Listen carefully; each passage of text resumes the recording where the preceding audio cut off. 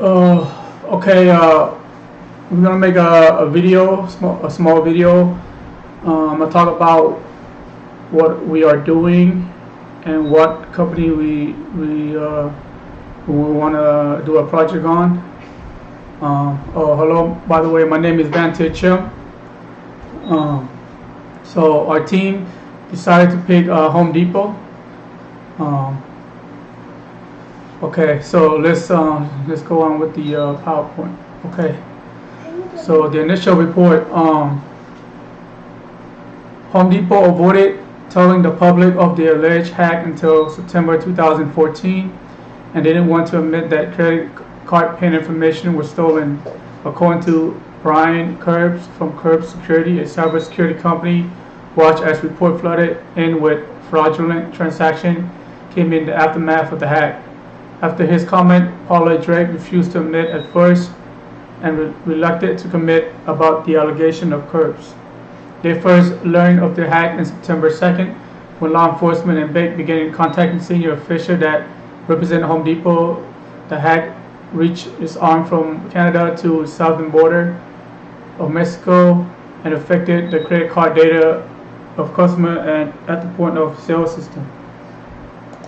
Okay, the hack. How did it hack? Okay, the hack gave hackers access to 56 million in credit cards from customers that shop at the store change in 2016.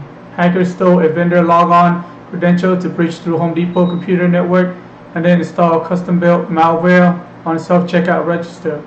The malware then stole customer payment card data and email address in the process.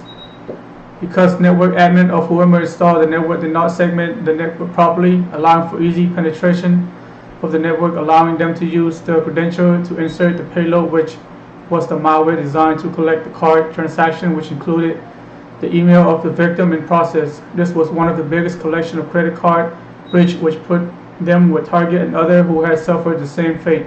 One of the things noted was the malware was undetectable by the installed antivirus software used by Home Depot. So if they would have updated their anti-software, they probably would have caught the malware. So that's another thing, is they gotta make sure it's updated.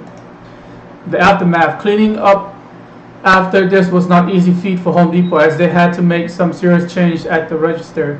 One of them is to install payment chip card reader, which at the time was a major improvement to the security of the card transaction. They began offering credit monitoring for customers that were affected by the breach as a free service to combat identity for them. The breach cost the company a whopping $62 million to clean up after the hack. Similar, Target hacker broke into Home Depot network by obtaining an outside vendor system credential, as mentioned in the earlier slide.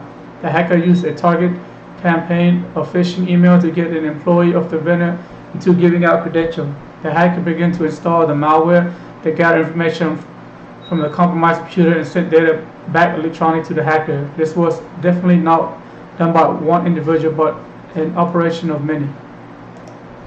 Okay, so what we're going to do for our project for Home Depot and how we're going to basically improve, or you could say tighten their network security, because that was how they got hacked. Is that the network security was very weak at the time.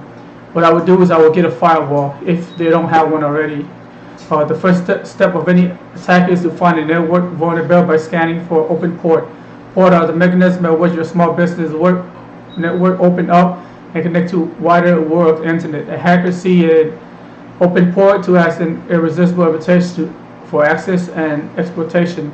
A network firewall locks down port that doesn't need to be open. So firewall is good because some of the port, if you never look into your port, some of them are open that don't need to be open.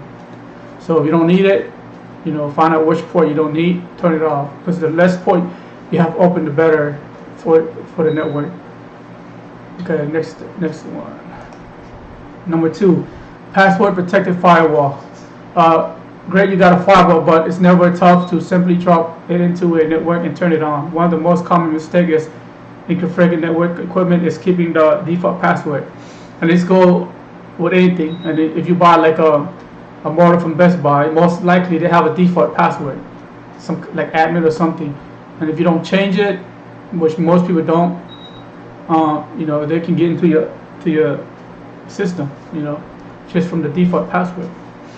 So it's a good thing. Make sure you have a protected password. Number 3, update router firmware. Outdated router or fireware firmware is another common issue. Small business network equipment, just like application and operating system, need to be updated for security and bug fix. The firmware that your small business router and firewall ship with is likely out of date within a year, so it's critical to make sure you update it. So that's one of the things why Home Depot got hacked, is because they say that the anti-software didn't even detected the malware, so it's probably outdated. You know, so you got to keep it up to date. Always update it. As soon as you get a new update, install it. Okay, number 4, block P. Most router and firewall include multiple settings that help to determine how visible your router and firewall will be to the outside world. One of the simplest method that a hacker uses to find a network is by sending a ping request, which is just a network request to see if something will respond.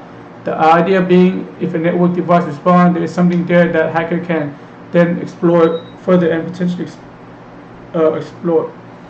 So block the ping. So if you have somebody ping you that you don't know about, don't ping them back, because that's how they know if you're there or not. You know, most hackers do it just to see if you're there.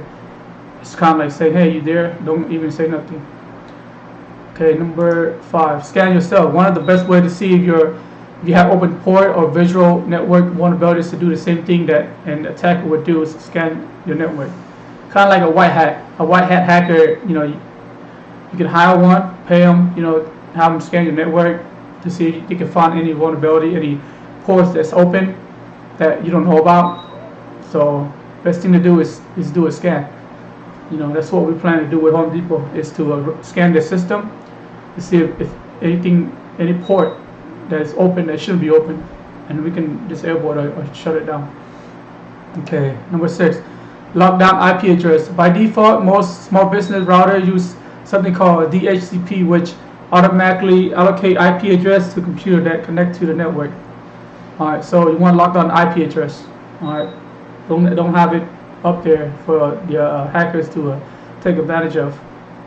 Number 7, use VLAN. Not everyone in your small business necessarily need access to same network asset. While you can determine and set access with password permission on an application, you can also segment your network VLAN or virtual LAN, which is good because it's better, especially when you have if you have just one network that everyone can access. It's not good. Especially if you have a customer or whoever wants to get into the network, you're done. With VLAN, it's separated. So you need to have access to one, they might not have access to your VLAN or your virtual LAN, which, you know, that could be the important information you got there. Number 8. Number 8. Get an IPS. A firewall isn't always enough to protect a small business network. Today, reality is that the bulk of all network traffic goes over port 80 for HTTP or web traffic. So if you leave that port open, you're still at risk from attack that's targeted at port 80. Alright, simple as that. Number 9. Get a WAF. A WAF is a web application firewall. It's specifically tasked with helping to protect against attacks that are specifically targeted against application. If you're not hosting application within your small business network, the risk that a WAF help to mitigate are not as per now. It's something new to me. I would look into it more, but it sounded like it would help the network. Number 10, use VPN. If you've gone through all the trouble of protecting your small business network, it makes sense to extend that protection to your mobile and remotely connected employees as well.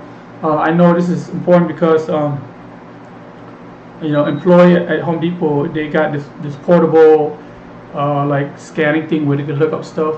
You know, I'm sure this kind of network that's linked to their you know, system. So, you know, VPN will help that, especially with let's say employed with some kind of mobile device.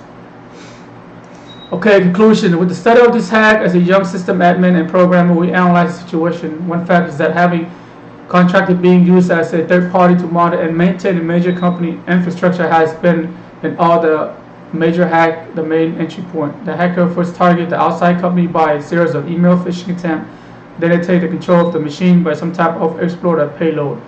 Once on the system, they then install their rat to compromise the rest of the network because there wasn't any segmentation that allowed for the attacker to easily reach the point of sale system or cash register.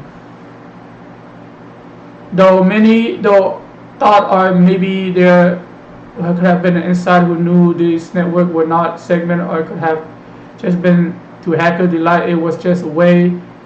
In conclusion, it goes to show that antivirus alone cannot save your company from being attacked. There needs to be more attention on the basic or fundamental of networking in a secure manner when using credit card.